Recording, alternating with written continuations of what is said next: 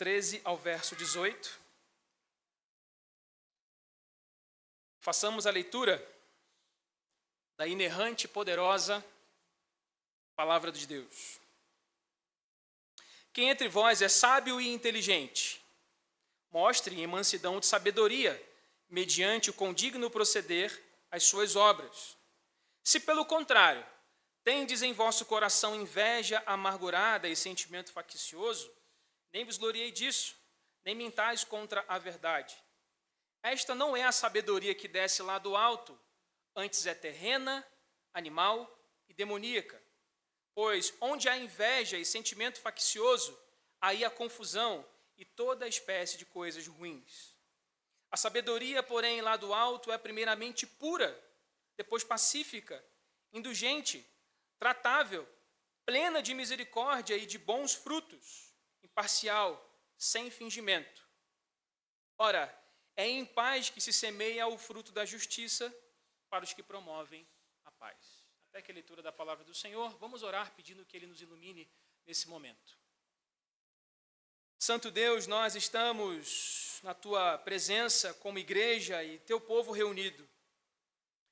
E louvamos o Teu santo nome, Pai, por esse grande privilégio que temos de louvar a Ti, de bendizer o Teu santo nome. Louvamos também o Senhor pelo grande privilégio que temos de abrir a Tua palavra, de poder, por meio dela, Senhor, ler palavras que são de vida, que nos exortam a uma vida mais piedosa, que nos exortam a Te louvar, a Te engrandecer, porque o Senhor é o único digno de receber a honra e a glória.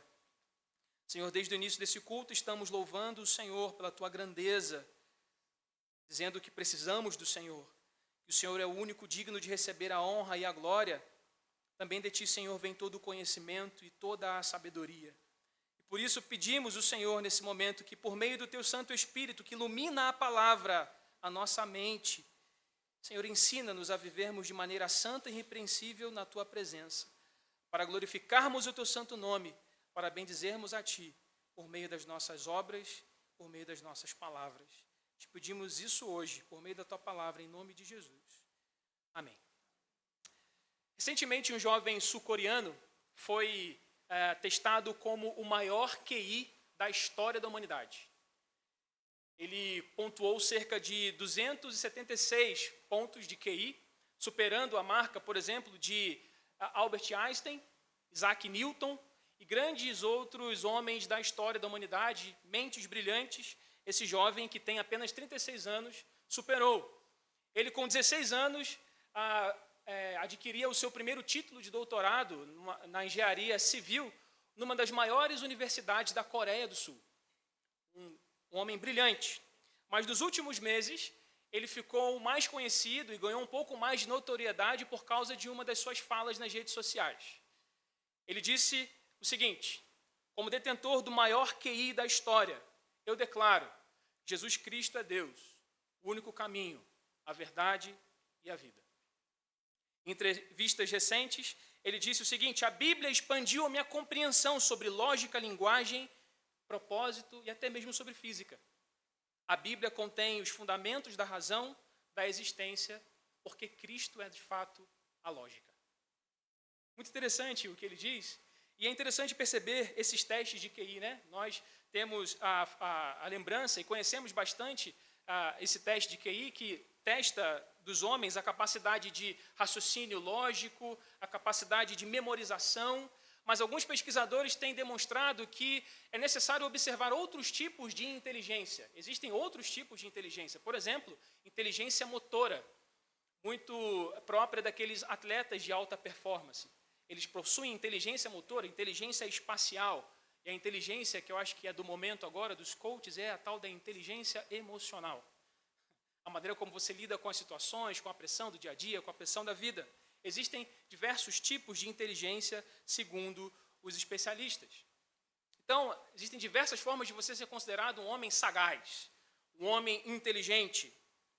No entanto, é possível que você conheça uma pessoa extremamente inteligente, que tem atitudes extremamente tolas. Pessoas que têm muito conhecimento sobre diversas coisas da área da vida, inclusive sobre teologia, mas que são extremamente tolas, não conseguem se relacionar bem, não conseguem administrar bem o seu dinheiro, fracassaram até mesmo no casamento, possuem muito conhecimento, mas não conseguem demonstrá-lo. Portanto, fica o questionamento. Qual tipo de inteligência poderia me fazer um marido melhor? Qual tipo de inteligência poderia me tornar capaz de ser um profissional mais competente? Que tipo de inteligência poderia me proporcionar a ter uma vida mais feliz, uma vida mais agradável? Que tipo de inteligência poderia, no fim das contas, como cristãos, nos tornar discípulos mais fiéis de Cristo?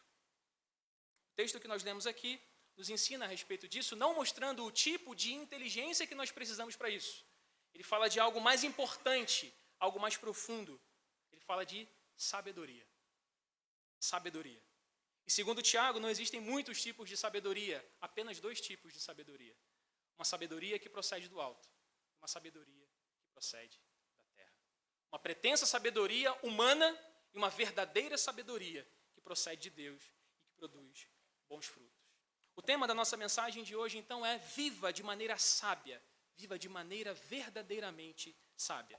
Mas antes de nós olharmos para esse texto, para esses versículos, lembremos algumas coisas que estão relacionadas ao contexto aqui, para entendermos o que o Tiago está dizendo para essa igreja e, no fim das contas, o que esse texto diz para nós hoje. Essa é uma carta escrita por Tiago, o irmão de Jesus, foi escrita por volta do ano 40, ou seja, é uma das cartas mais antigas do Antigo Testamento. Logo depois que Jesus morreu e ressuscitou, Tiago escreve essa carta e ele endereça essa carta para as 12 tribos que se encontram na dispersão. Você pode ver isso no capítulo 1, no versículo de número 1. Quem são estes? São judeus que foram dispersos desde a época do cativeiro babilônico e não voltaram para Jerusalém. Eles ficaram cultuando a Deus nas suas terras. Mas em algum momento da vida eles encontraram a Jesus, ouviram o evangelho, creram. E Tiago então envia uma carta para estes irmãos. Provavelmente também havia ali alguns irmãos que saíram de Jerusalém por conta da perseguição. Nós vimos isso lá no capítulo 8 de Atos, quando a igreja é perseguida e ela é espalhada por Samaria, pela Ásia Menor e também pelo Oriente Médio. Tiago endereça essa carta a essas pessoas que estão passando por um momento de muita dificuldade, perseguição religiosa, estão enfrentando diversos desafios à sua fé no contexto da peregrinação. E o grande problema dessa igreja é a perseguição por causa do evangelho. Mas esse problema acarreta diversos outros. Pobreza, dificuldade de se sustentar. Existem irmãos pobres aqui em Tiago. Tiago vai tratar muito do contexto da pobreza na sua carta. Existem irmãos que estão com dificuldade de manter a sua fé. Por isso, a grande ênfase da carta de Tiago é: a sua fé deve ser demonstrada por obras. Você não deve simplesmente dizer que crê em Deus, mas deve demonstrar isso pelo condigno proceder. Tiago vai tratar também de disputas que estão acontecendo aqui nessa igreja. Afinal de contas, no momento de pressão, é difícil ficar com a língua calada, com a boca fechada. No momento de perseguição, no momento de prova, é difícil, é ainda mais difícil provar a nossa fé, demonstrar o nosso testemunho. E agora no capítulo 3, Tiago se volta para os mestres. Não quereis muitos de vós ser mestres. E logo após essa chamada aos professores, aqueles que estão com a autoridade de falar dentro da igreja, Tiago escreve um dos textos mais famosos da sua carta, que é sobre a língua. A língua, embora seja um dos menores membros do nosso corpo, ela é poderosíssima, capaz de colocar incêndio numa floresta inteira, como diz Tiago. Então, Tiago está falando com os mestres que provavelmente estavam vivendo 2 situações aqui. Professores que estavam fazendo mau uso da palavra, mau uso da língua, estavam então causando contenda dentro da igreja, talvez por meio de debates, por meio de polêmicas, doutrinas que eles estavam ensinando, isso estava causando polêmica e partidarismo dentro da igreja. E, por outro lado, também havia outros irmãos que não eram professores, mas que se autoproclamavam mestres. E que entendiam, então, que poderiam ensinar. Ensinar sobre a vida, ensinar sobre teologia, ensinar sobre Bíblia. E isso faziam por causa do orgulho e da vaidade. Isso gerava também desordem. Muitos estudiosos discutem aqui se esse texto deveria ser direcionado somente aos professores e mestres, ou se é para toda a igreja. A maioria deles concorda que é para a igreja inteira. Porque assim como nós olhamos para os versículos anteriores e vemos que Tiago está falando sobre a língua, e isso serve para toda a igreja, aqui também o que Tiago falará sobre sabedoria serve para toda a igreja, para todos os crentes. Afinal de contas, todos nós precisamos de sabedoria, não é verdade? Você já se deparou com alguma situação na sua vida em que você percebeu, poxa, me faltou aqui sabedoria. Eu preciso de mais sabedoria para lidar com a minha esposa. Eu preciso de mais sabedoria para lidar com o meu filho adolescente. Aos adolescentes, talvez você tenha um colega na sua escola em que você queria ajudá-lo, queria ensiná-lo, mas você não tem sabedoria suficiente. Talvez como pai, como marido, como empreendedor, todos nós enfrentamos momentos em que precisamos de sabedoria e discernimento. Tiago, então, em sua carta, apresenta esse contraste fundamental. Existem dois tipos de sabedoria. A sabedoria do alto e a sabedoria da terra. Nós veremos isso agora. Viva de maneira verdadeiramente sábia. Como viver de maneira verdadeiramente sábia? Em primeiro lugar, rejeite a sabedoria terrena, do verso 13 ao verso 16. Diz assim a palavra do Senhor. Quem entre vós é sábio e inteligente? Tiago começa com essa pergunta retórica aqui. E é certo que, diante da igreja e diante desses irmãos que Tiago está escrevendo, muitas pessoas levantariam a mão dizendo, eu sou sábio, eu sou inteligente. Mas a pergunta de Tiago aqui, no fim das contas, é para fazer com que seus leitores pensassem sobre isso. Quem se diz sábio e inteligente? Normalmente, quando dizem que nós somos inteligentes, nós dizemos que não. Como cristãos, nós geralmente dizemos, olha, eu não sou tão inteligente assim. Até alguém dizer o contrário, né? Quando alguém diz que você é ignorante ou que você é incapaz, geralmente aí você fica um pouco ofendido com isso. Afinal das contas, de alguma maneira, todos nós nos consideramos inteligentes ou capazes, em alguma medida. É por isso que Tiago está dizendo aqui. Se você se considera sábio e inteligente, mostre em mansidão de sabedoria mediante o condigno proceder as suas obras. Se alguém se considera inteligente, se alguém se considera sábio, ele deve demonstrar isso por meio do bom procedimento. Isso nos ensina algo crucial, nos ensina algo muito importante. Sabedoria para Tiago é algo prático. Não é algo que diz respeito ao intelecto apenas ou conhecimento teórico. Isso está extremamente alinhado com a sabedoria do Antigo Testamento. A sabedoria grega, a sabedoria dos estoicos, de Aristóteles, de Platão, era sabedoria técnica, conhecimento teórico, informação, saber das coisas, saber dos mistérios divinos. Isso era sabedoria para os gregos. Mas para a Escritura, para o Antigo Testamento, a sabedoria era a prática da lei. Era conhecer os mandamentos de Deus e praticá-los. E para Tiago e para o Antigo Testamento, sabedoria é isso. É colocar em prática aquilo que você conhece. Não é apenas conhecimento informacional. E essa é uma ênfase de Tiago em toda a carta, não é verdade? Mostre a sua fé por meio das suas obras. A fé sem obras é morta. Ele desafia os seus leitores dizendo, mostre-me a sua fé e eu mostrarei as minhas obras. Porque é necessário demonstrar aquilo que se crê, aquilo que se confessa com os lábios. Por isso, Tiago exorta a igreja aqui de maneira muito forte. Ele diz, mostre em mansidão de sabedoria mediante o condigno proceder de suas obras. Esse mostre aqui, meus irmãos, não retrata uma mera opinião ou uma recomendação, um mero conselho de Tiago. Como se ele estivesse dizendo, olha, seria muito bom que você demonstrasse esse conhecimento por meio de boas obras.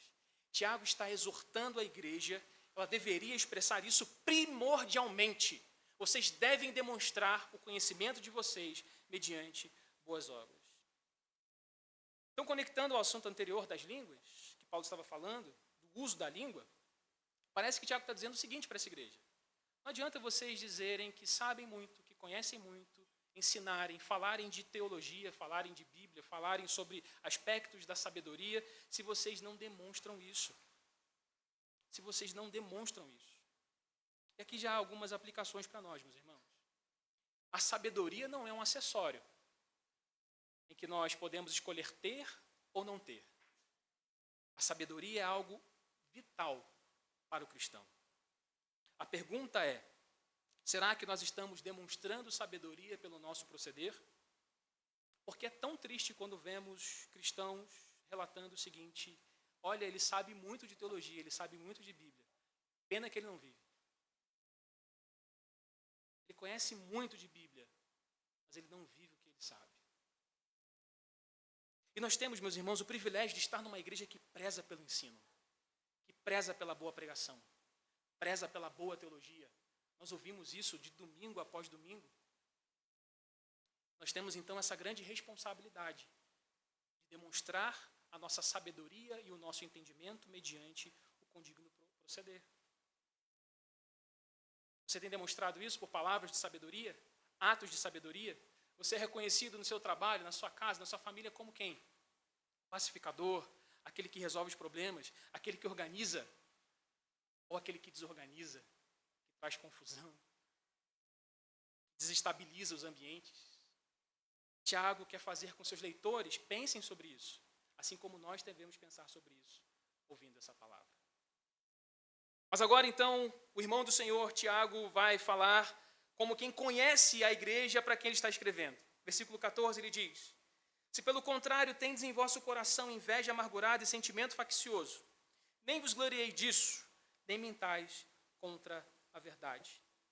Já havia intriga na igreja, já havia acepção de pessoas. Como a gente sabe disso? Seguindo um pouquinho no capítulo 4, verso 1 e 2, isso fica demonstrado. Havia ali discórdia, intriga, guerras, cobiças no meio deles. E o que Tiago está dizendo aqui, na verdade, é: já que, pelo contrário, o que eu tenho visto no meio de vocês é que o coração de vocês é continuamente amargurado e invejoso, partidarista, há divisão no meio de vocês. Não se gloriem disso, vocês não são sábios. Vocês não são inteligentes. Por isso que ele diz no versículo 15, essa sabedoria não procede do alto. Vocês não são inteligentes, porque no meio de vocês há discórdia e intriga. Eu posso saber que vocês não são inteligentes por causa da maneira como vocês vivem, por causa do procedimento de vocês. Tiago diz, essa não é a sabedoria que desce lá do alto. E a maneira como o Tiago está escrevendo aqui lança a luz sobre o que nós veremos daqui a pouco, lá no verso 17 e 18. Há uma sabedoria descendo do alto. Há uma sabedoria que procede do alto e que alcança algumas pessoas. Mas, pelo que parece, não era essa sabedoria que estava guiando os pensamentos desses homens. Não era a sabedoria que estava guiando o pensamento desses professores, desses mestres e dessa igreja. Pelo contrário, era uma sabedoria terrena, que Tiago aqui vai elencar como terrena, animal e demoníaca. Eu queria que você percebesse aqui a maneira como Tiago faz isso. Está fazendo uma escadinha aqui, que desce para baixo. Desculpa a redundância. Bem para baixo. Se há uma sabedoria que procede do alto, lá do alto, há uma sabedoria que vem lá de baixo. E aqui há uma compreensão judaica muito importante. Para os judeus, tudo que vinha de cima era de Deus. O que vinha de baixo era do diabo. Nada muito diferente do que a gente pensa hoje. Só que o que Tiago está dizendo aqui é que essa sabedoria ela tem uma procedência. Ela vem do inferno, de Satanás. Ela é demoníaca. Olhando para a maneira como Tiago escreve aqui, ele diz que ela é terrena. Ou seja, ela é natural. Ela é humana, vem do homem, de suas experiências, das suas conjecturas. Você deve ter ouvido alguém dizer assim, esses velhos cabelos brancos aqui me deram sabedoria. Isso em até certo ponto é verdade. Porque é possível sim apreender coisas por meio da experiência. É possível sim aprender coisas por meio do tempo, da vida que a gente vive aqui. Mas os cabelos brancos também podem trazer muita tolice. Nem sempre cabelos brancos traduzem sabedoria. Nem sempre. Isso quer dizer que essa sabedoria ela não é perfeita, ela não é pura, ela é misturada porque ela vem de um coração pecaminoso. E é possível que dentro dessa sabedoria terrena, alguém inclusive atribua a benignidade a alguma coisa que é má. Por isso, Provérbios 3, versículo 7 diz, não seja sábio aos seus próprios olhos. Essa sabedoria é humana. E depois Tiago continua dizendo, ela é animal. E essa é uma palavra muito difícil de traduzir. Yara traduz aqui como animal porque ela quer trazer o aspecto de instintiva. O animal, ele pensa, ele só faz aquilo que é para preservar a si mesmo, certo? Certa vez eu estava ouvindo um biólogo falar por que os seres humanos aprenderam a mentir, dentro da perspectiva darwinista do evolucionismo. E eles dizem que o ser humano aprendeu a mentir para preservar a própria espécie. Então, era necessário preservar a espécie, ele precisava mentir para fugir de um predador, alguma coisa do tipo, então ele aprendeu a tática da mentira para preservar a espécie. Você, quando a sua esposa pergunta assim, você achou que esse vestido ficou bom? E aí você pensa 2 vezes. Segundo o biólogo, é para você se proteger. Segundo a Bíblia, é pecado. Porque da perspectiva bíblica, essa sabedoria, esse tipo de sabedoria que é simplesmente para se proteger, proteger o próprio umbigo, proteger as nossas posses, agir de maneira instintiva desse jeito, não, eu fiz isso para proteger a minha família, eu fiz isso para proteger os meus bens. Isso também não é sabedoria que procede do alto, é animal. No fim das contas, demoníaca, influenciada pelo próprio Satanás. 1 Samuel, capítulo 13, conta a história de Aminon, filho de Davi, que foi influenciado por Jonadab, que segundo o texto lá, é um homem muito sábio. Mas esse homem influenciou Aminon a ter relações incestuosas com a sua irmã, que era virgem. Ele ensinou Aminon a como violar a pureza e a virgindade da sua irmã, guiado por uma sabedoria, certamente a sabedoria terrena, animal, demoníaca. Eis a origem da sabedoria terrena. E é por isso que a sabedoria desse mundo é inimiga de Deus, porque ela é contraste da sabedoria do alto. Porque desde a sua origem, o conhecimento do homem, sem Deus, é inclinado para o mal, para a vanglória, para o egoísmo, para a autopromoção. E o que mostra, então, o contexto desses irmãos, e que estava em plena confusão, é porque eles estavam sendo guiados por causa, por essa sabedoria, fazendo mau uso da língua, fofoca, difamação, partidarismo, tudo que nós vemos ali no capítulo 4. Os resultados dessa sabedoria terrena, nós vemos no versículo 16. Porque onde há inveja, sentimento faccioso, ou seja, partidarismo, aí há confusão e toda espécie de coisas ruins. Mas essa é a sabedoria terrena. Como isso se aplica a nós, Igreja do Senhor? É que nós precisamos de sabedoria para viver. Nós precisamos de sabedoria para cultivar um bom casamento. Nós precisamos de sabedoria para vivermos melhores aqui entre irmãos. Nós precisamos de sabedoria no nosso ambiente de trabalho. Precisamos de sabedoria para lidar com o nosso dinheiro, com o nosso tempo. Nós precisamos de sabedoria para tudo. E um texto como esse, então, nos ensina, meus irmãos, a rejeitar a sabedoria desse mundo. Porque é possível que, envolvidos nessa terra, constantemente influenciados pelos inimigos de Deus, nós assumamos posturas, pensamentos, condutas que conduzem com essa sabedoria da terra e não a sabedoria do alto. Quantos casamentos cristãos em tremenda dificuldade porque perdeu-se o cerne de que o que conduz o casamento é a Escritura, a luz de Deus, a luz da sua palavra, e não a luz do feminismo, a luz da sociologia, a luz das filosofias desse mundo. Vi recentemente um casamento ruir, porque uma mulher, depois de ir para uma certa faculdade, ouvindo alguns certos professores, voltou para sua casa depois de algum certo tempo e disse: eu quero o divórcio, porque eu não sabia que eu estava num casamento machista. Quando não era o caso. Influenciados por uma filosofia mundana, maligna. Nós podemos facilmente ser cooptados pela sabedoria terrena no conhecimento, ou buscando conhecer a maneira como administrar o nosso dinheiro, com adoradores de Mamon, que vendem seus cursos, que vendem seus livros, nos ensinando a amar o dinheiro. Nós queremos, sim, administrar bem as nossas finanças, mas ao invés de olharmos para a Escritura, buscamos as pessoas que estão aí fora, dando a sua vida, entregando a sua vida para o dinheiro, seguindo a sabedoria desse mundo, a sabedoria terrena que não procede do alto. Nós podemos perder de vista a maneira como nós devemos criar os nossos filhos, seguindo psicologias mundanas, deixando de criar os nossos filhos como a palavra de Deus exorta,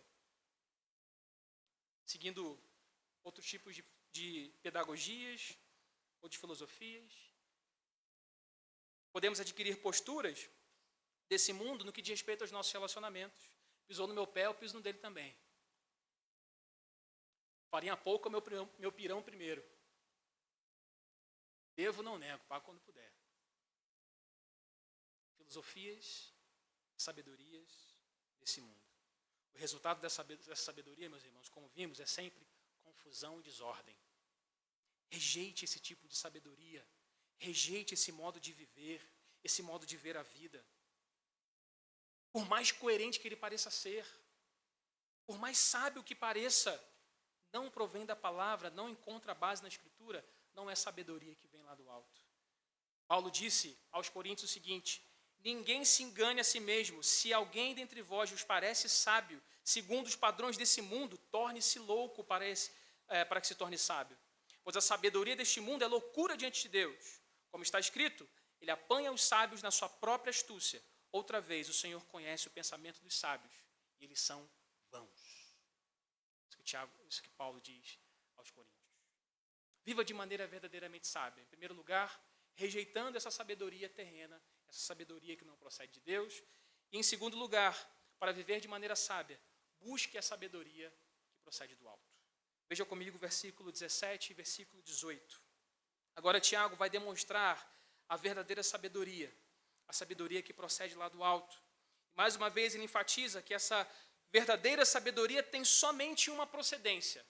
Ela vem lá do alto, ela procede de Deus. E não me parece que Tiago está aqui apenas apresentando para nós, meus irmãos, dois caminhos, dois conselhos. Veja o que você pode seguir aqui. Existe a sabedoria terrena e a sabedoria do alto. Bom, escolha aqui o que você pode fazer. De repente você segue aqui em algumas situações a sabedoria terrena e em outras situações a sabedoria do alto. Não me parece que esse é o caso. Porque a única maneira de sermos sábios, meus irmãos, é alcançando a sabedoria que procede lá do alto. Sendo que nós sabemos que, biblicamente, nós já nascemos inclinados para seguir a sabedoria que procede da terra. Quer dizer que o nosso coração sempre buscará, sem Cristo, a sabedoria desse mundo. O que Tiago está dizendo aqui, então, é a sabedoria que você precisa para viver de maneira agradável procede lá do alto. E aí nós devemos voltar lá no capítulo de número 1, versículo 5. Quando Tiago, a primeira vez que fala sobre sabedoria, ele diz assim: se algum de vós necessita de sabedoria, peça a Deus. É a única maneira de ser sábio. É a única maneira de encontrar a sabedoria. Isso se confirma com o que Tiago fala no capítulo 1, versículo 17, que todo dom perfeito e toda boa dádiva procede lá do alto. Isso é dom de Deus. Essa sabedoria não vai ser adquirida pela experiência, pelo tempo, pela sua história de vida. Essa sabedoria não pode ser adquirida pelos livros, pela boa teologia.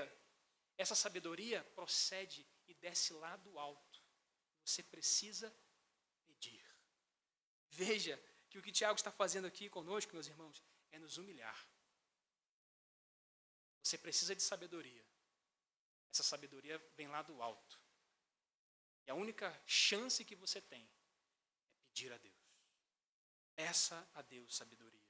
Se humilhe diante dele, para que ele derrame essa sabedoria sobre você, para que ele derrame entendimento sobre você. Ou seja, o caminho da sabedoria está de acordo com a primeira bem-aventurança.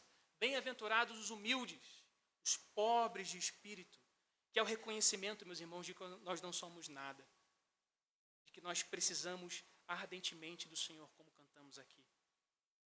É o reconhecimento de que nós não sabemos. É dizer: Senhor, eu não sei. Eu não sei cuidar da minha casa. Eu não sei ser o pai que eu queria ser. Eu não sei cuidar dos meus negócios. Eu não sei ser um discípulo teu. Eu preciso que o Senhor me ensine. É por isso que a sabedoria deve ser demonstrada por mansidão de sabedoria. É outra palavra para a humildade. É uma mansidão que procede da sabedoria. Começa com essa humilhação. De chegar diante de Deus dizendo, eu não sou sábio, eu não sou inteligente. Tu és sábio, tu és todo inteligente, tem todo entendimento. Eu me miro diante de ti, conduz a minha vida. Começa daí. É por isso que Jó, depois de todo aquele aprendizado, no capítulo de número 28, ele começa a perguntar de onde vem a sabedoria, em que lugar se encontra o entendimento. E ele diz, o temor do Senhor é o princípio da sabedoria. Tema o Senhor, se humilhe diante da sua potente mão. Ele te tornará um homem e uma mulher sábia. Como é essa sabedoria que procede lá do alto? Tiago agora vai elencar aqui pelo menos 7 características dessa sabedoria. E a primeira coisa que Tiago vai mostrar é que essa sabedoria é primeiramente pura. Primeiramente aqui, Tiago está colocando essa característica como primordial, fundamental. Ela é pura. E geralmente nós utilizamos essa palavra pura relacionada à santidade, né? Pureza. Mas aqui nesse sentido, ela é sem mistura. Essa sabedoria procede do alto, ela não tem mistura, ela não é misturada com nenhum outro tipo de sabedoria. Ela é pura, ela só procede de Deus. Ela não é também, desculpa aqui o termo, misturável. Não pode ser misturada com nenhuma outra sabedoria ou outro entendimento. E é essa pureza que norteia todos os outros, as outras características que Paulo está dando aqui para essa sabedoria que vem do alto. Em segundo lugar, essa sabedoria é pacífica. Ela busca a paz, ela repara os conflitos. Meus irmãos, para essa igreja, isso aqui é muito necessário. Porque eles estavam vivendo conflitos internos, partidarismo. E para nós, brasileiros, 2025, próximos ao 2026, eleições. Nas últimas eleições, famílias ficaram dificultadas de sentar à mesa no Natal por conta de partidarismo, por conta de política.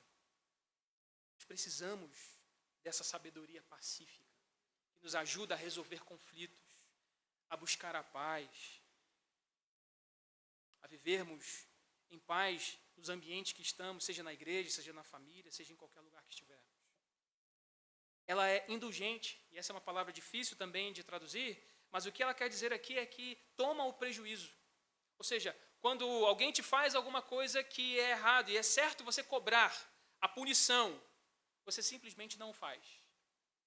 Eu lembro aqui do caso do meu primo, novo convertido, e ele ligou para mim, desesperado, sem saber o que fazer, porque um cara tinha pegado um taco de beisebol, ele tinha parado o carro numa calçada e quebrou o vidro dele. O cara quebrou meu vidro. Eu vou pegar uma pedra aqui e vou quebrar o dele também. Eu falei, não, calma. Assim, agora é o momento de você demonstrar a sua fé em Cristo e o novo nascimento. E com muito custo, ele não fez nada, tomou o prejuízo e foi embora. Sabedoria que vem do alto. Isso não é experiência de vida do meu primo. É uma transformação no caráter que acontece somente por causa dessa sabedoria e é dom de Deus. Ela é tratável. Ela torna o coração ensinável, pronto para ouvir. Sabedor de ouvir críticas quando é necessário. E essa é uma característica muito importante para nós. Saber ouvir as críticas. Saber ouvir quando nós estamos errados. Nós, inclusive, precisamos de pessoas que façam isso conosco com mais frequência. Dizer, meu irmão, você deveria estar de maneira mais diligente no teu procedimento cristão. A maneira como você faz as coisas de Deus. Ou no seu casamento, a maneira como você cuida dos seus filhos. A maneira como você cuida da sua esposa. Nós temos tanta dificuldade de falar sobre essas coisas quanto de ouvi-las. Nós precisamos disso. A sabedoria tratável. Plena de misericórdia, ela é cheia de misericórdia. Exerce o benefício da dúvida. Tem compaixão por aqueles que estão sofrendo.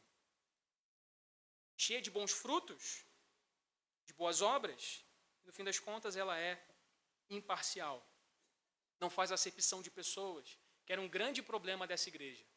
Essa igreja tinha um grande problema com a acepção de pessoas, porque os ricos menosprezavam os pobres. Tiago trata isso no capítulo de número 2. E a sabedoria que procede do alto, ela é imparcial, ela não faz acepção de pessoas.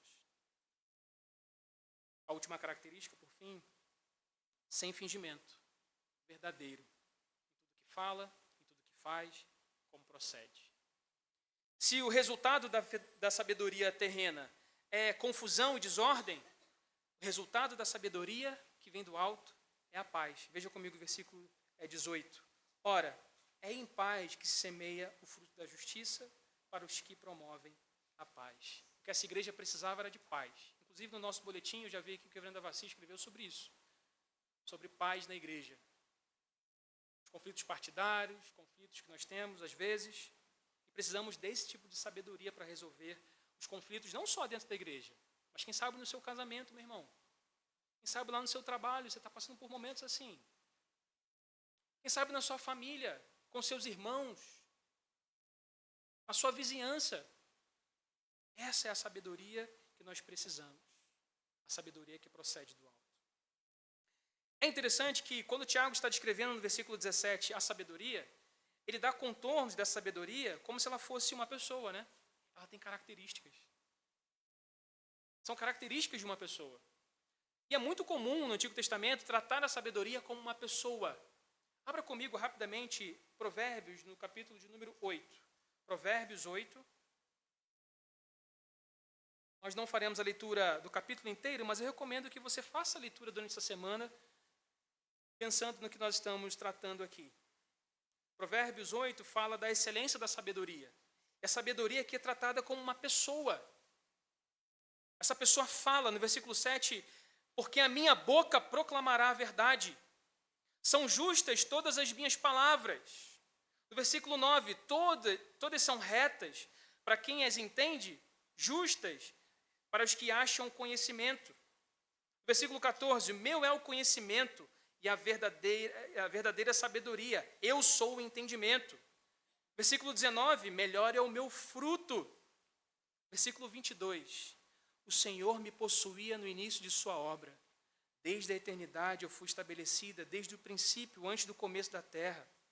Versículo 30, então eu estava com ele, e eu era, a sabedoria era seu arquiteto. Versículo 32, agora, pois, filhos, ouvi-me, porque felizes são os que guardam os meus caminhos. Ouvi o ensino, sede sábios e não rejeiteis. Versículo 35, porque aquele que me acha a vida e alcança a favor do Senhor. Quem é a sabedoria de Provérbios 8? É Cristo. Porque no princípio ele era a sabedoria. A sabedoria estava com Deus. A sabedoria era o próprio Deus. O que Tiago está dizendo aqui é que a sabedoria que vem lá do alto é Cristo. Ele é que veio lá do alto e que tem todas essas características aqui. Ele é que é, de fato, pleno, puro de misericórdia, pleno de misericórdia, puro, tratável, de bons frutos, imparcial, verdadeiro. Cristo é essa pessoa. Cristo é um homem verdadeiramente sábio. Isaías, no capítulo 11, versículo 2, diz, repousará sobre ele o Espírito do Senhor, o Espírito de sabedoria e entendimento, o Espírito de conselho, de fortaleza, o Espírito do conhecimento e do temor do Senhor. Tudo isso estava e está sobre Cristo. E se você precisa de sabedoria, você precisa de Cristo. Se você precisa de sabedoria para lidar e conduzir seu casamento, você precisa de Cristo. Você precisa de Cristo para conduzir o seu dinheiro. Você precisa de Cristo para ter uma vida que agrada a Deus. Versículo 5 diz, se alguém, porém, necessita de sabedoria, peça a Deus. E a sequência é, que a todos dá liberalmente e nada lhes impropera, lhe será concedida. Essa, porém, com fé, e nada duvidando. Se você precisa de sabedoria, peça a Deus. Peça a Cristo. Segure nas mãos dele. Aquele jovem sul-coreano tem o privilégio de ter as duas coisas, né?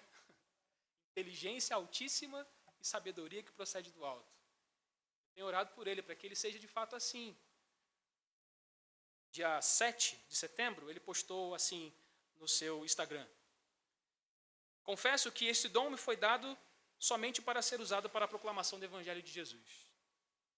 Porque tudo que é bom e perfeito vem lá do alto, descendo do Pai das Luzes. Tiago 1, versículo 17. Reconhece que tudo isso vem de Deus, é sabedoria que vem do alto. Quantos homens que também tiveram grande intelecto, foram grandiosos em conhecimento, Aristóteles, Platão, Stephen Hawking, mas nenhum deles chegou a esse entendimento. Existe um projeto recente agora de pessoas que querem colocar um chipzinho aqui na sua nuca, para que você tenha toda a informação, todo o conhecimento sobre tudo o que você quiser, sem precisar agora clicar no computador. Estará tudo aqui na sua cabeça. Ainda que você tenha todo o conhecimento desse mundo, nada disso será suficiente para produzir você sabedoria. Sabedoria procede do alto. Por isso, rejeite a sabedoria que vem da terra e busque Cristo, a sabedoria que vem do alto, para que você seja um marido melhor, para que você seja um discípulo de Cristo melhor. Que o Senhor nos abençoe. Em resposta à mensagem, meus irmãos, cantemos o hino de número 135, Mais de Cristo, aprendendo dele ser mais manso e mais humilde.